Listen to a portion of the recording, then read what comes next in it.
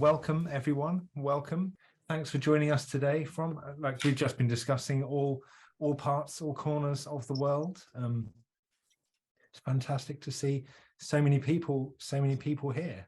Got loads of faces up on my screen. Brilliant. Welcome, everyone. So yes, today we launch a very exciting new event in the EASE calendar and in the history of EASE.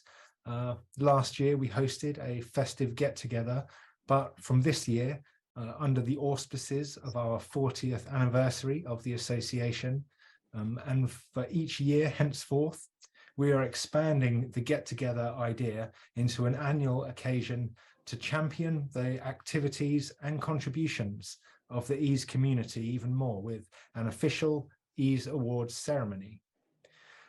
So I'm going to introduce you to the concepts behind the awards, tell you what to expect from the awards next year, and then announce the winners of this year's awards categories. And then I shall hand over to Joan Marsh with some very special guests, Herve Maisonneuve, Rod Hunt, Reme Melero, and Anna Marusic, who will mark the 40th anniversary of EASE with a retrospective conversation highlighting some of the key moments and memories in EASE's history. So over the past few years, EASE has been growing and developing some incredibly strong initiatives and communities and community activities with a lot to show for all the plans that we've been making in council and from the feedback of our members that we've been acting on. So when you do give us feedback, we do read it, we share it in council, and we do try and respond and implement as many changes and keep the association going and developing constantly. And we hope these new awards will recognise the achievements that have been made by all of our members across the community, keep the momentum going right into the far future, and catalyse many future initiatives from our membership and all of our specialist groups. So these awards replace the EASE Honorary Life membership scheme that we used to have, with a wider range of categories to draw attention to the activities and resources that EASE and its members are involved with each year. The aim of the awards is to help increase member engagement, recognise those who've made outstanding contributions to EASE in the previous year. So we will hold the awards event each December, wrapping up the year with the awards ceremony and some guest speakers on interesting topics. So this year we have our 40th anniversary retrospective panel discussion. This year we are launching the event with 5 awards. Future years will feature 10 or perhaps more awards should you feel we have missed any important themes that you think should be recognised. Each award category will be overseen by an awarding body made up of members of the communities and groups associated with each of the awards. The winners in each category will be selected by the awarding body or voted on by the membership from a shortlist. So awards will refer to activities from the previous year. This year we're looking back at the activities of 2021 and 2020 to launch the awards with.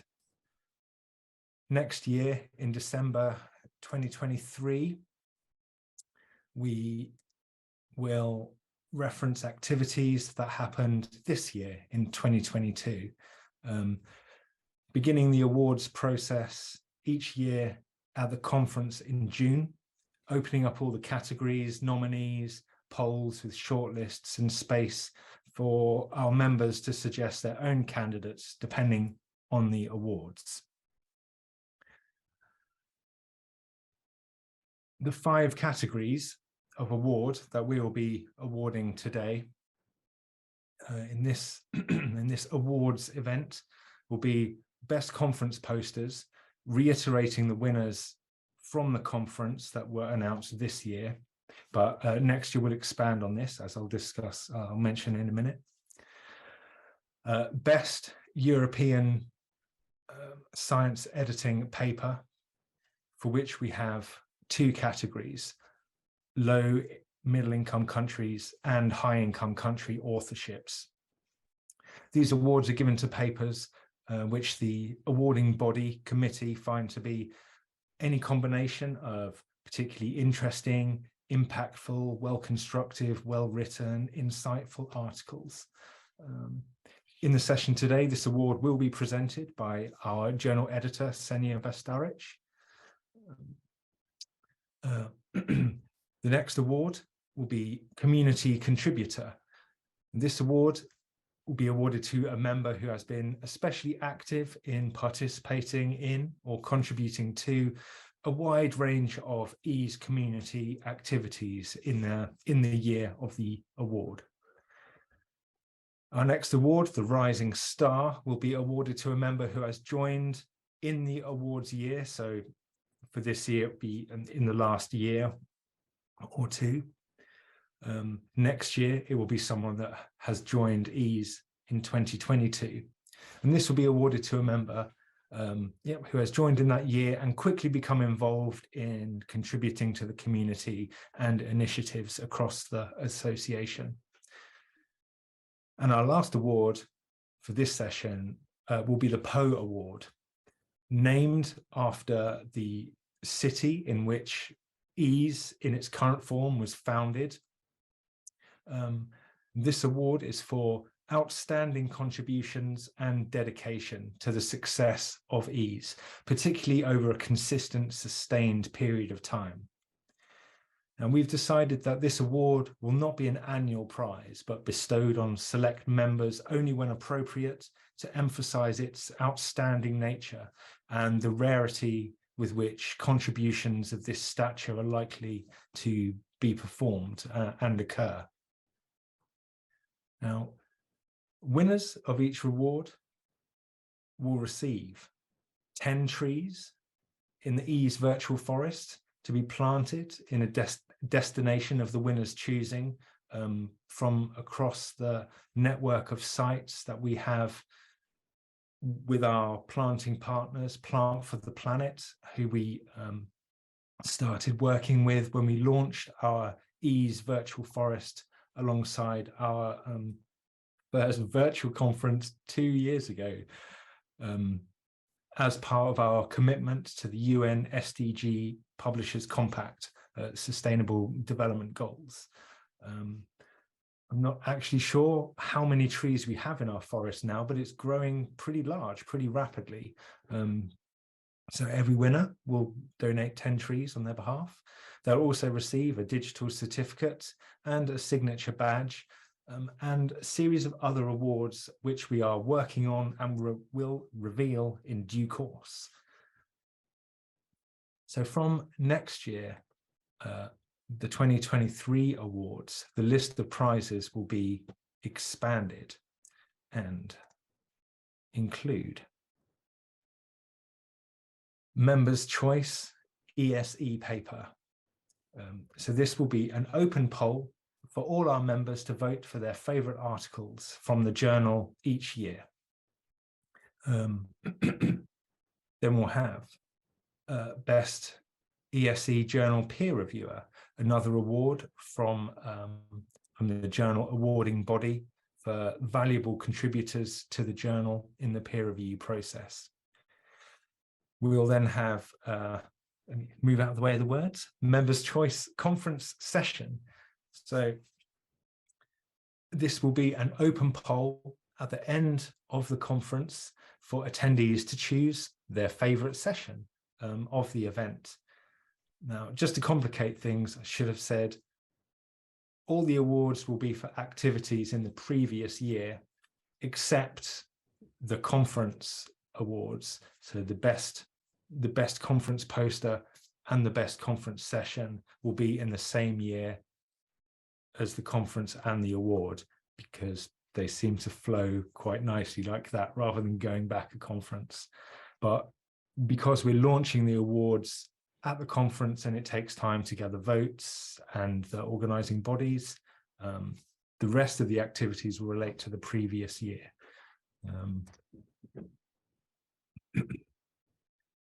Get back on track after that tangent. So the next prize we'll launch for next year will be Members' Choice Conference poster. So in addition to the judging panel at the conference awarding 2 prizes, we will also host all of the posters on the EASE website, as they are now, for the rest of the year, for all members to select their favorite.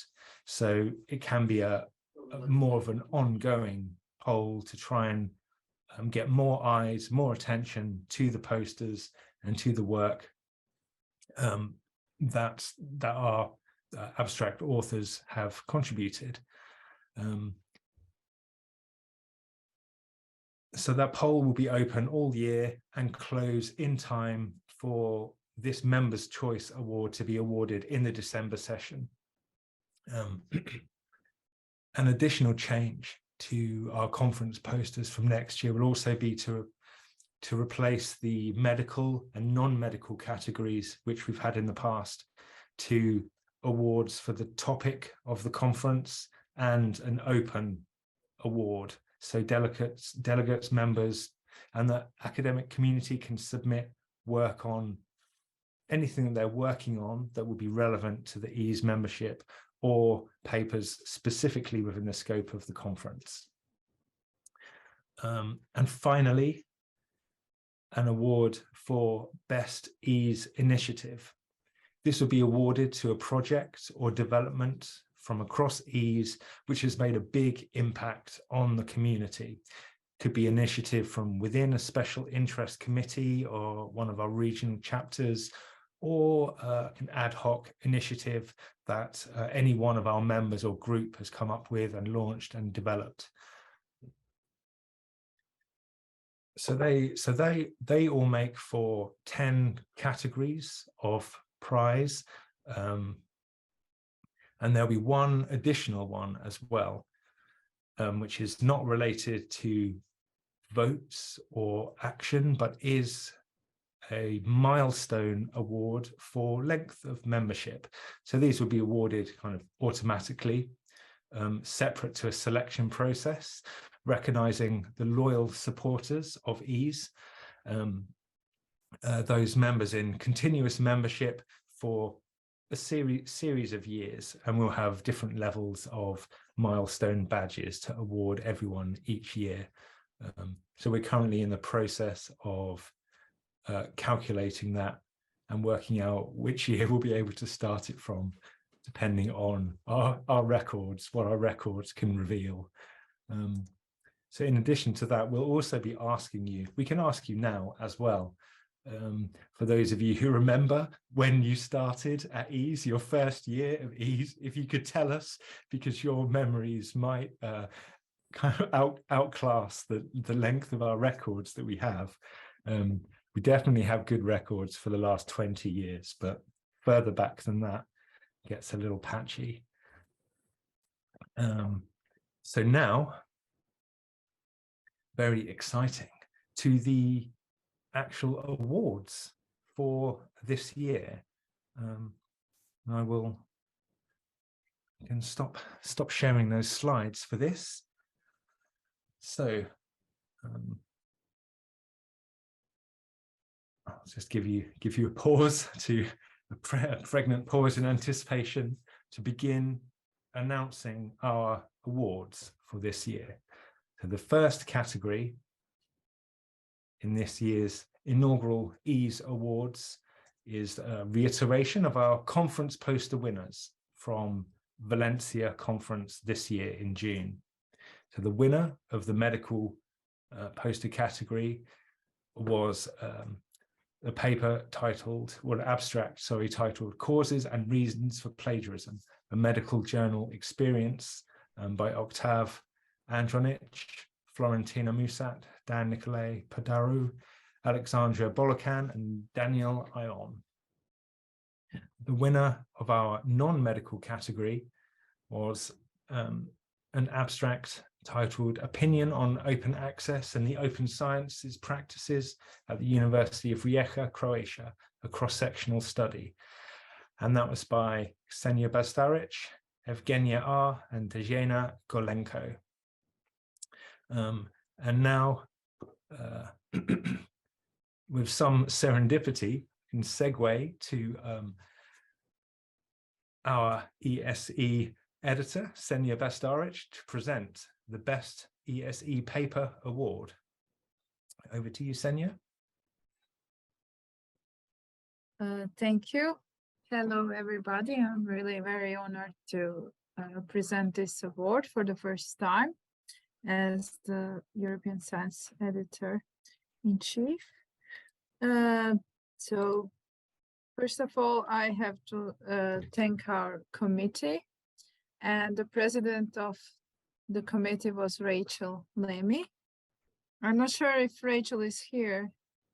I didn't see her, but I have seen that Professor Anna Marusic is here, and also the third member of the committee was Zafer Kocak. So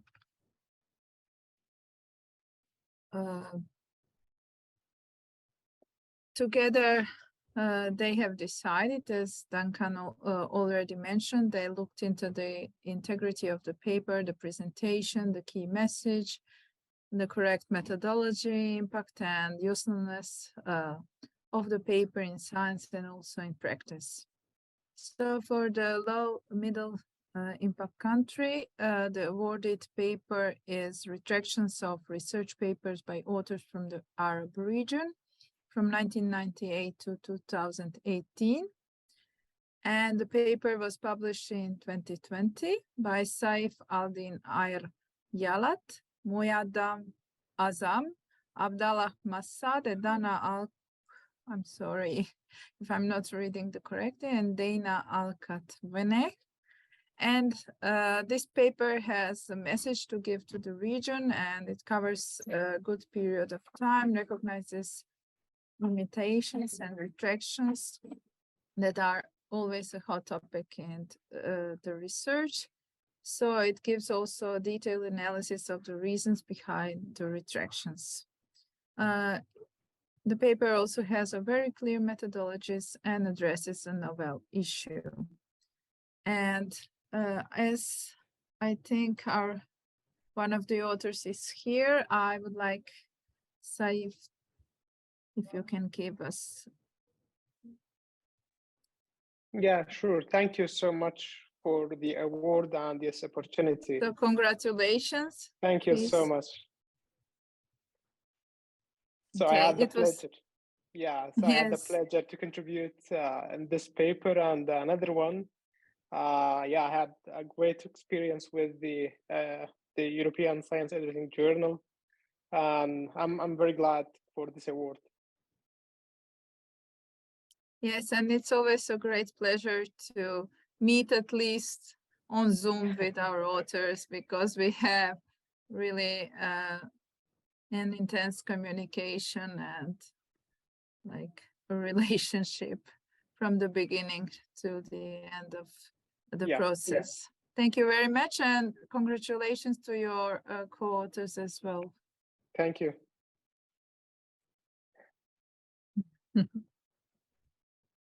Okay, and the second paper is for the High Income Country Awards. The authors, the title is International Disparities in Open Access Practices in the Earth Sciences. And the paper was published in 2021 by Olivier Pourret, David William Heading, Daniel Enrique Ibarra, Dasapta Erwin Iravan, Hailan Yu, and the late Jonathan Tennant. So also an important topic, meaning open access, and very relevant for EASE. And the paper is looking at different regions and subject areas, and important, and also not looking only through the Western lens. And I have to say, Olivier, the first author, has asked us to read something in the memory of John Tennant. And he said, you opened so much for so many. It is your time to have your way opened. Take some rest, John. You were too young to die. We miss you. I think David is here. So David, can you please join?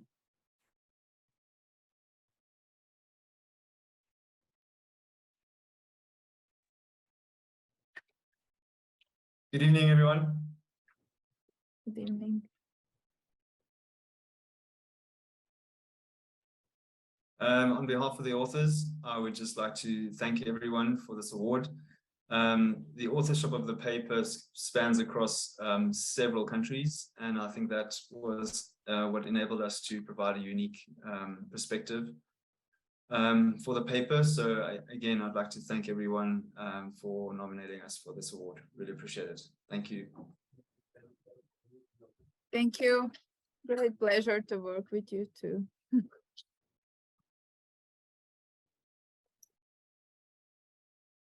And Duncan, I'm passing the word to you back.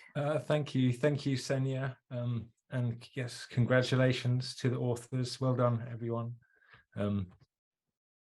Brilliant. Okay, so our next award is our community contributor, awarded for his contributions and insights to forum discussions, conference contributions and presentations, his contributions to European science editing, editorial board and reviewing, and his all-round support for EASE and our developments over recent years.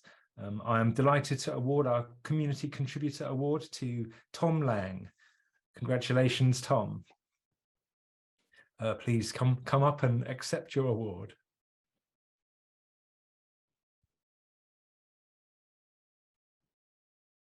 Oh, you're muted. It's too bad you missed the timing of the joke, but thank you. Yeah. My pleasure. Thank you, Tom. Thank you. Congratulations. Okay, and our next award, our Rising Star Award.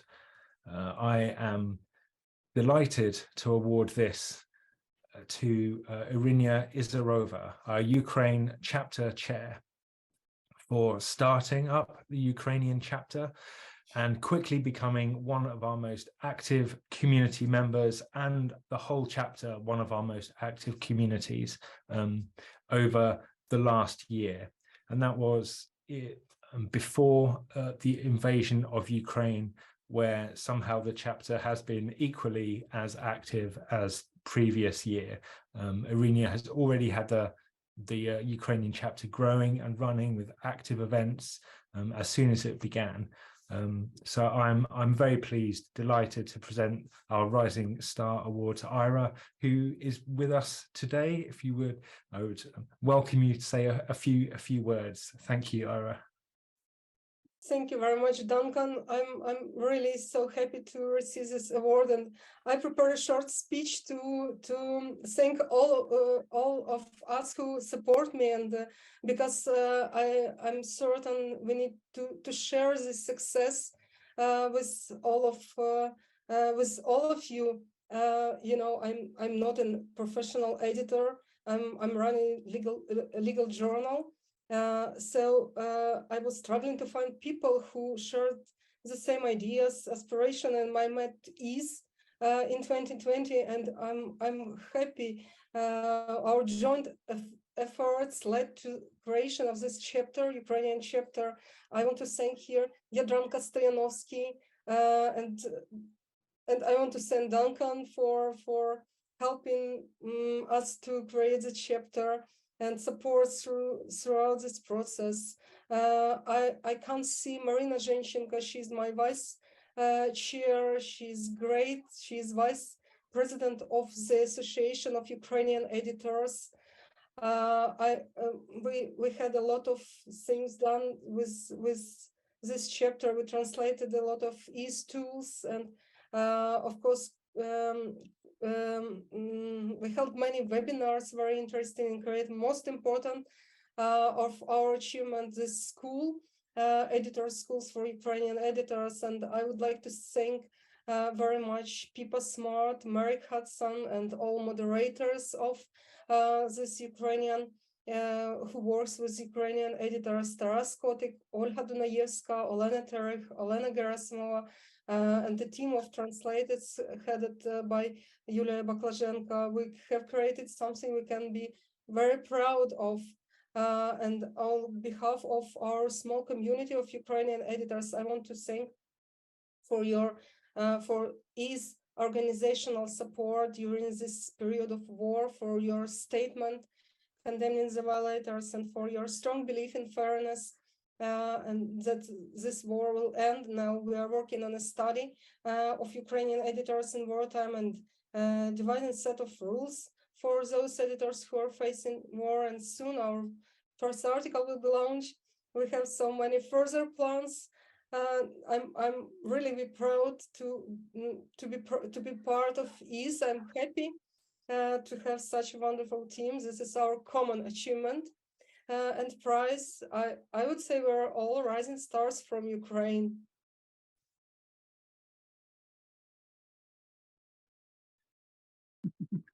Yeah, thank you, Ira. Yes, so many such active members from your community. It's been brilliant working with you, and thank you so much for your contributions to the kind of current incarnation of EASE.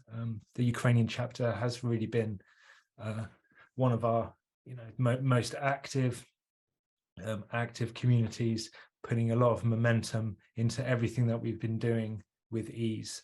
So yeah, thank you. Not just congratulations, but thank you for all the work that you have been doing for EASE. And on that note, the last award for our session today, before we move to our panel discussion, is the Pau Award for outstanding contributions to EASE. So this award, you will of course all know the recipients of this award for her work with the Gender Policy Committee, developing SAGA guidelines and checklists, conference organization, not just one but several conferences over the years, editorial work with the journal, advocacy for the journal, contributions to digest, newsletters, blogs, Lancet group membership organization and recruitment, engaging EASE members, Lancet members in various EASE tasks, all-round foundational support and dedication to EASE. I'm delighted to award our first Pau Award for outstanding contributions to EASE to Joan Marsh. Thank you, Duncan. Thank you, congratulations. No, this is that's such a nice surprise. Thank you. Mary told me about half an hour ago. And I feel I should be a bit better than wrapped up in an old cardigan and sneezing a lot, but sorry, that's the way I am. But thank you. I love EASE. I've been a member for decades, and I'll say a little bit more when we do the reminiscing. But basically, when I started my first job, I worked with Maeve O'Connor, who was at that time Secretary of EASE. So Maeve got me in, and I sort of been there ever since, through 3 jobs and a few other things. And I've worked with some amazing people over the decades. It's been fantastic. We've had great presidents, great council members, great secretaries, including the current one. I'm biased, but I think she's very good, so I'm sure you'll all agree. And just really fun. We've had some great fun at conferences, and we now live in this virtual world, so we can see each other, but it is more fun when we can finally get together in person, as we experienced in Valencia. So I hope we can go on to do that. But thank you very much, everyone. It's an honor and a privilege to serve EASE. Yes, thank you, and it's my honor to be able to present this award to you. You've been, well, of course, a foundational kind of figurehead for ease in my time with ease. So it's, yes, an honor for myself to be able to give these awards and launch these awards.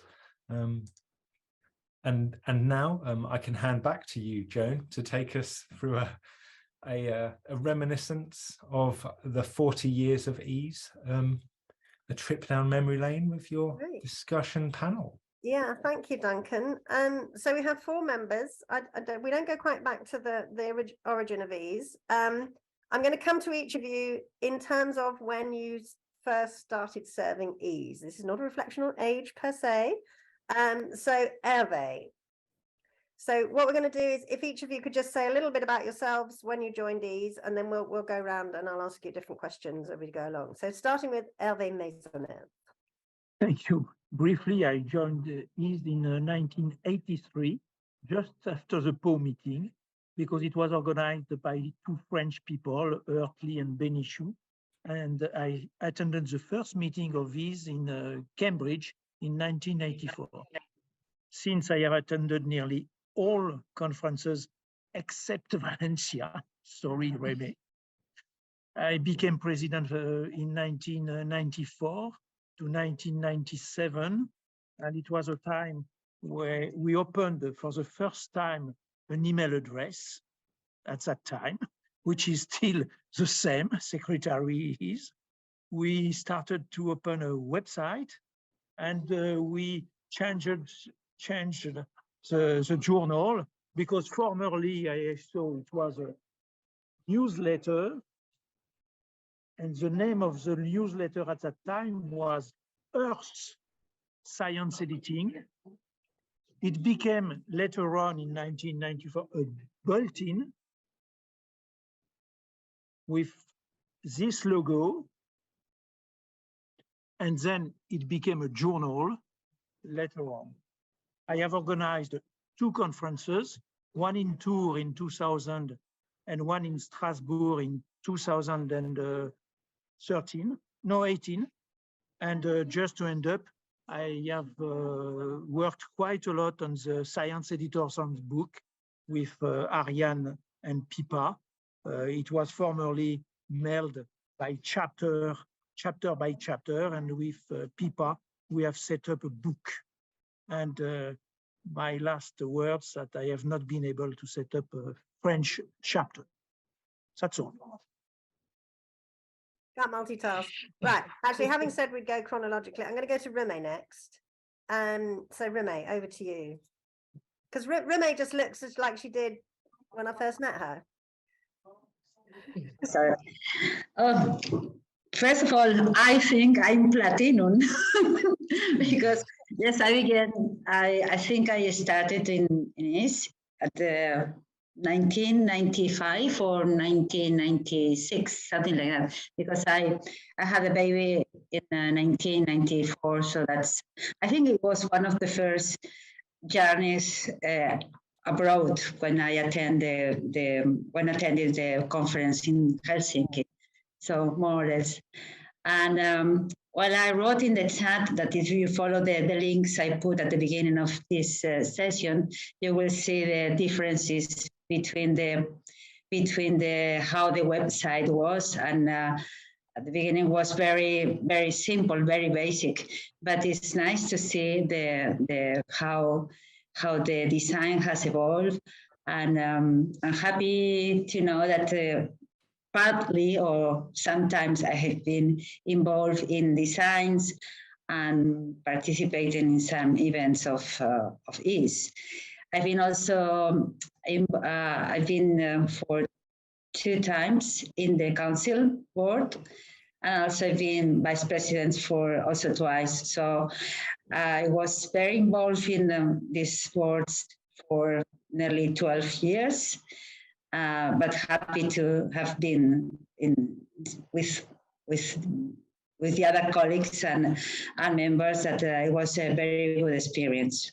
So I congratulate myself by all that. Thank you, Reme. I think my strongest memory of you is when we were in that car park in Barcelona during ESOF.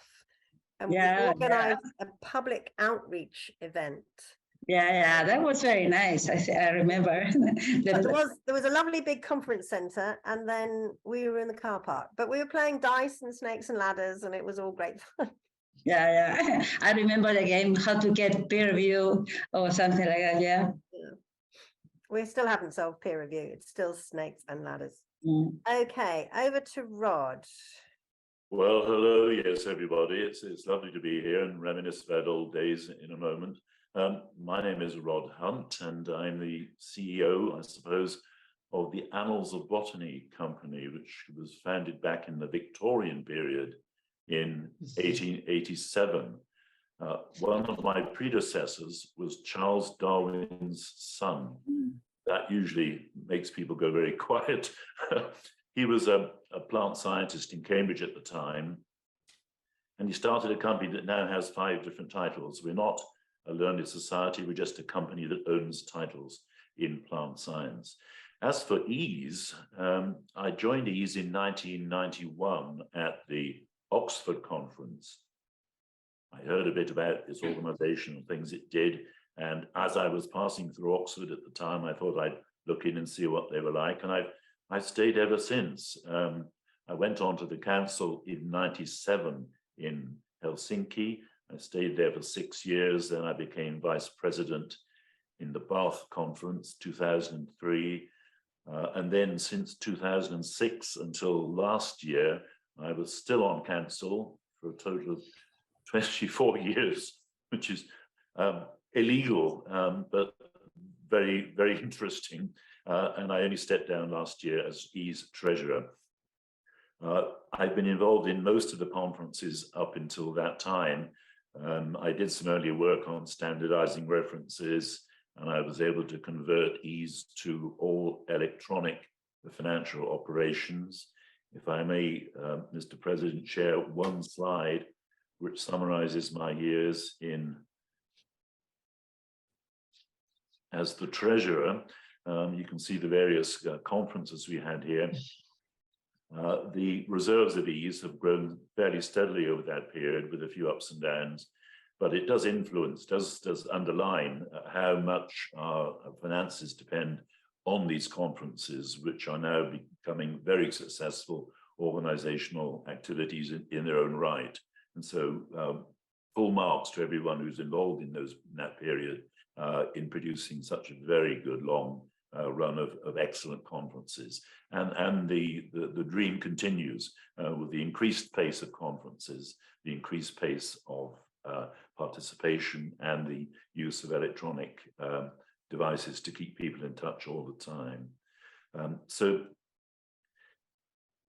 we were very much involved in a couple of European proposals for communicating European research and for good editorial practice in European science communication, both of which were unsuccessful. So my job as coordinator was simply to launch the thing and watch it fail, but that is the normal procedure with European grants. Very few of them succeed into producing any revenue.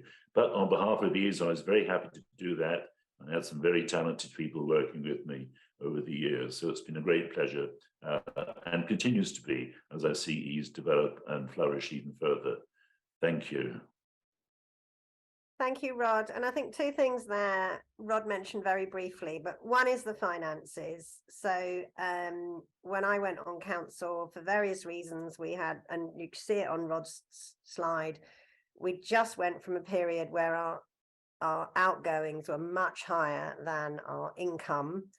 And we had a few years of real austerity, but it coincided with going digital. So we managed to move to more digital meetings, and we managed to make the conferences pay and get our reserves back on track. But there were meetings where Rod would turn up at a council meeting and say, at our current rate of expenditure, EASE will cease to exist in X years, which was all rather disheartening, but got us focused. And then when he says, oh, I just put the bid together. I mean, those EU bids, Rod, were a huge amount of work, and they did really help us develop our strategy. So thank you for that. And finally to Anna. Hello, everybody. Nice to see so many people here and to remember things. I know to maybe the younger members, this seems like, very, very old. For me, it's 30 years. I'm not sure whether I became a member in 1993 or 1994, but I definitely remember the Bucharest conference where it was my first meeting, where I first met EASE and joined EASE. And for me, that was kind of a transformational experience as a journal editor. You come to a journal as a researcher, you know everything about publishing. And that for me was a revelation of another profession and so much to learn. That was the time when we started talking about not HTML, but also STML, and then XML, then DOIs, and I was wondering, oh my God, what this is all about. I have to learn this because I had no idea what it was about. And now it's a, everyday part of our job, and we have gone digital, as Mary says. And it was really great to kind of grow up with EASE and be part of EASE, to participate in conference we organized. And I'm glad to see from Rod's graph that the conference is split in, I think in 2014 was successful and was really good. It made profit. Then participating in different workshops for editors. We organized, I think, 2 in Croatia. We collaborated with colleagues with Cem from Turkey on some EASE conferences in Turkey. I remember that Pipa and Xenia and I went there. Also participating in writing the EASE handbook. I think that was a great experience because we collaborated with colleagues from other journals and created chapters together. So, EASE was like a perfect fertilizer for an editor to grow and develop and continue working. So thank you, EASE, for that wonderful experience. Thank you, Anna. And I have very fond memories of Split. But the best part for me was swimming, being in the sea. The conference we should center, repeat it then. Oh, it was by the sea, and we could go swimming in the dark after sessions. That was wonderful. Yes. Especially in this cold winter we're all enjoying. So we're now going to go round again. So going back to Herve, and just ask each of you what you see as a major change in scientific editing and publishing and how EASE has responded to it. And we'll see if we can all come up with different ones. Herve. Okay. I was not ready. Okay, you can say digital if you like. Yes. It was in my memory that the digital, it was a very, very difficult time because we started the first website. We tried to find a provider, we changed. It has been a very, very difficult at that time. That's all. Thank you. Reme? You're on mute. Sorry, I was mute.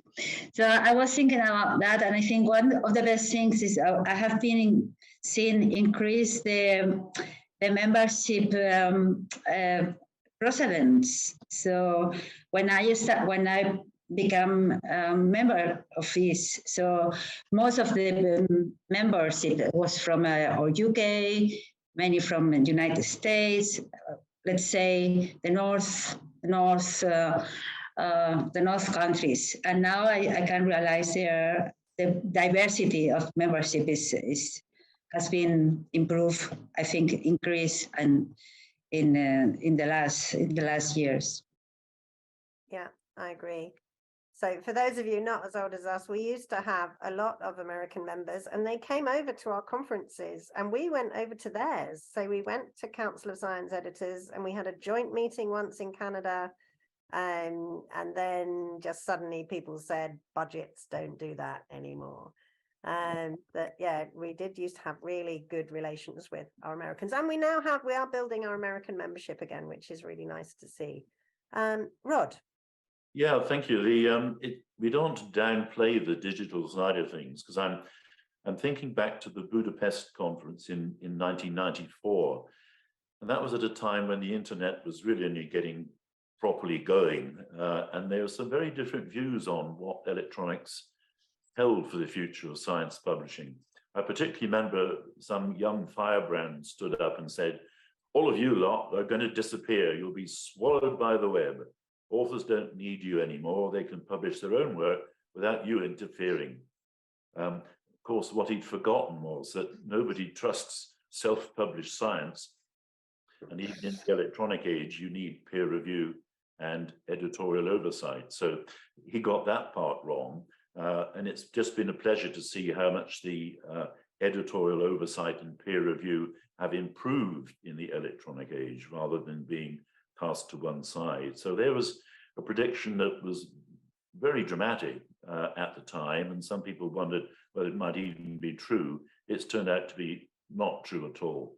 Nobody wants to blog proper science. It has to be peer-reviewed and responsibly edited. Yeah. If I may just continue with one further thing, almost in the same line, because I remember in the Krakow conference in 2006, it launched the EASE statement on the abuse of journal impact factors. This was spearheaded by Arjen Polderman, and it made a very concise and compelling case for impact factor being a metric only for journals' own use, and certainly not a tool for evaluating individual scientists or departments or programs. It preceded the better-known declaration of research assessment from San Francisco by several years, but to my view, the DORA statement doesn't contain anything that wasn't there already in the EASE statement, which was had its genesis in the EASE Krakow conference in 2006. So well done, EASE, you're ahead of the curve, and the record is still there. We beat DORA to the punch. Whether that punch is still landing in the right places is a very open question, but it just shows EASE's foresight in putting that view into the field, which was at that time was becoming very, very confused and abused. Thank you. Thanks, Rod. And I think there was a lesson there for us all as well of, you know, we had great ideas, we wrote it up, but then we just published it for our members, really. We didn't get it outreach. So now we've got the journal, which is open access. So now if we have similar statements, we can make them, we can put them in the journal. They'll have a DOI, they'll be freely available, and they'll be there for the record. So I think we've got the ability now to market and to do some outreach with our good ideas, but we've always had good ideas. And I was really annoyed when DORA came out and they didn't mention us. Okay, Anna. Well, if we're talking about challenges to the editing world, well, everything was said already, or lots of it, but maybe artificial intelligence. Just the other day, Xenia and I were on the 30th anniversary celebration of the Croatian Medical Journal, and there was a round table, and some editors were saying, oh, now the editors will be able to write articles using artificial intelligence. Artificial intelligence will take over so many of the things. And yes, artificial intelligence is powerful, but still, I'm not sure that artificial intelligence can tell a story, and that you need to tell. You know, it is about numbers. I come from a field where everything's about data, but still, you always have the data, but you still have to tell a story. And the editors, and there are some people who have to see it and understand it and really verify and check that story. So I think that although we will have challenges, and I'm sure that we'll talk more about artificial intelligence in future, I still think that human brain will have to tell a story. Lovely, thank you, Anna. Right, we're going to go round again with another round of questions. So Herve, we're going to do you remember when? So your favorite story looking back over the EASE years.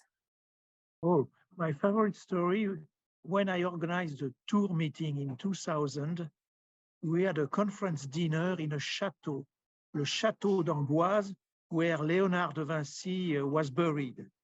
So we had a nice dinner, and all Americans were astonished and questioning me how it is possible to have such a dinner in a place, because it was private in the castle, and we were able to walk all around in the castle.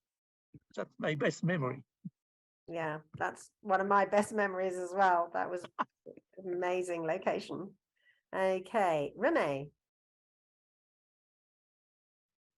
Well, Amboise is also one of my best memories. But however, so this year we ran the last conference in Valencia finally because the pandemic, and I think it was a kind of feeling that to re-meet people again, and that was a good experience. I think it was this year in June. But yes, Herve has right. The Amboise dinner was fabulous, and we were also before the dinner.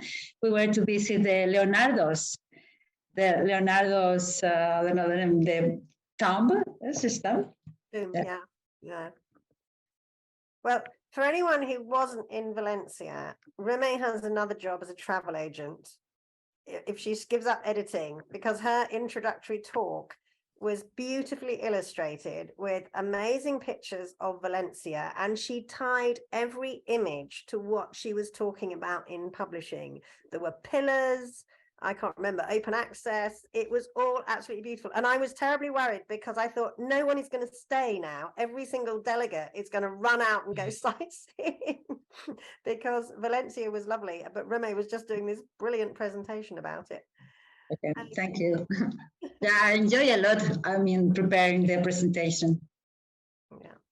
Right. Rod, favorite story? Well, we're going back a little while, but I'm taking you back to the mid-noughties when in about 2005, there was something of a leadership crisis in EASE, both at the presidential and at the secretarial level. And we got as far as the spring of 2006 when there was due to be a conference in Krakow in that June, 3 months ago. All of the arrangements that had been put in place for that had more or less collapsed. And so as a very rapid emergency measure, Jenny Gretton and I went to Krakow to see what could be rescued.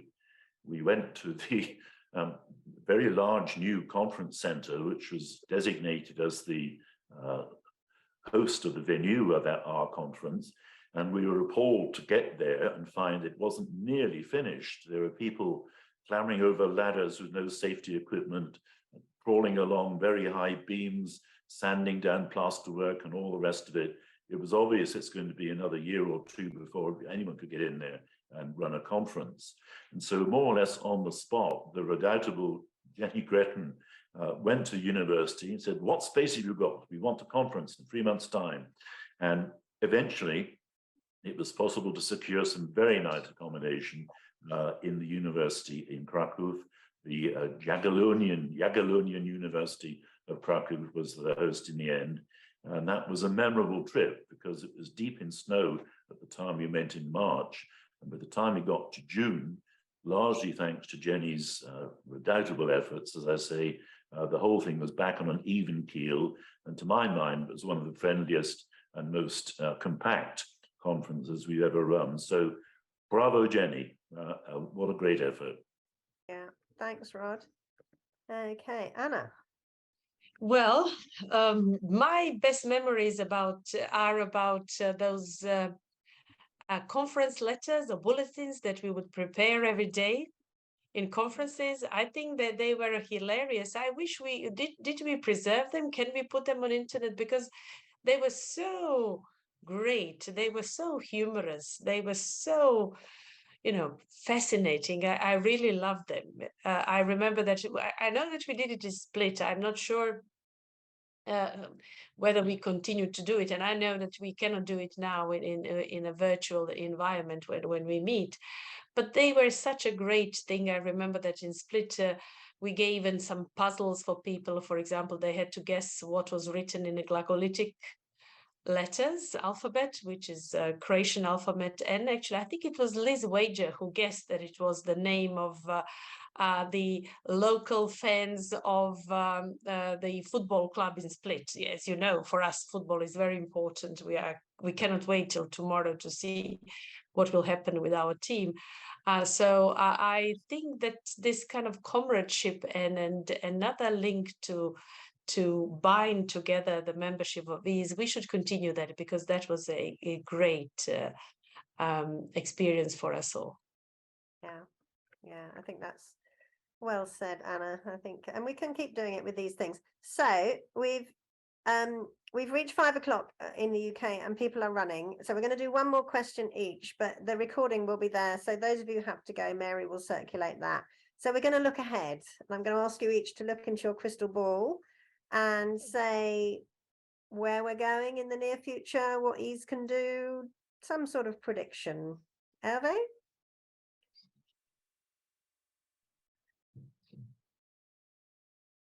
Members from many countries becoming international and global more than European. It started, but we need to get more members from overseas.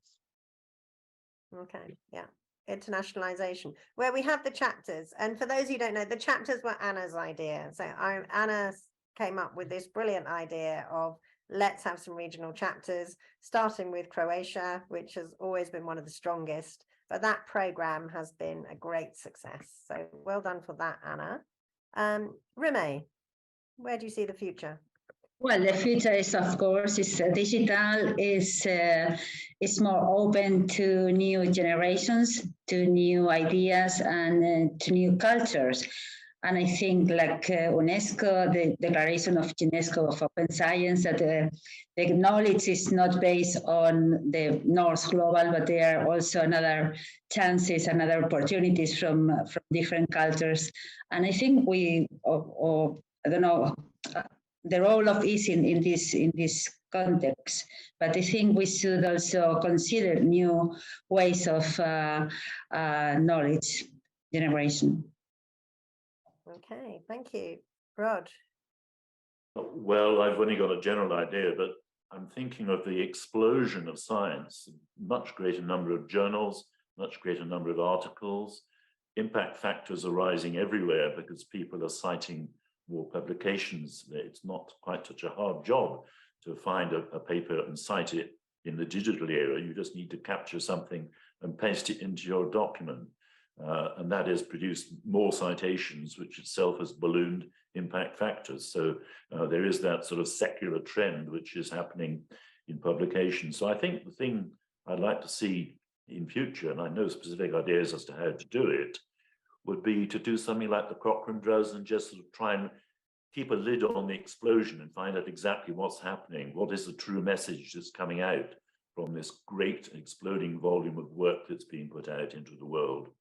And I think learned organizations like these are well placed to put themselves a little back from the front line and do a bit of integrating and reviewing and sustaining and collecting into bodies of knowledge which will stand scrutiny in future. So that's yeah, and I mean I see that so much in my day job with Lancet Psychiatry. People are asking the wrong question. So we get lots of papers where they've done a lot of work, big systematic reviews, meta-analyses, hundreds and hundreds of papers synthesized, and they're telling us something we knew already, or something that we don't really need to know because we can't do anything about it. So asking the right question would be a lovely one for the future. Okay, Anna, over to you. Last one. Yeah. So I think if we look at the future and what EASE can do, I think we should continue to strengthen the chapters, because EASE is, I see it as a more kind of umbrella organization that is putting together different cultures, different geographical locations, and all of us bring something else to EASE. So I think it's very important to nurture this and bring this diversity into EASE. And I think we can do it through the chapters, these chapters. And the second thing I think we have to think of, and this is why we have our journalists, to study more what we do. We have so many challenges in front of us. There are preprints that will not go away, what the role of the journal is, peer review. We have studied it for so long and we still don't know much about it. So we should continue also being researchers, because most of us are also come from research, and we have to keep on studying what we do so that we can do it better. Thank you. And that's, sorry, I'm going to sneeze again. Right, thank you, everybody. That was lovely. Alison, you win the hat award, and Iratzi, you get the second award for following. Lovely to see you, Alison. And everyone else. So I'm going to hand back to Duncan, but 40 years of ease, awards, that's fantastic, and we'll keep going next year. Over to you, Duncan. Thank you very much, Joan, Rod, Anna, Herve. That was fantastic. Lots of memories, even for myself, some before my time, but yeah, fantastic stories and very inspiring for the future. Definitely. Before I let everyone go, speaking of the future, just going to have a quick plug for events that we have coming up next year, because we don't stop. We have our spring member webinar series starting in the new year.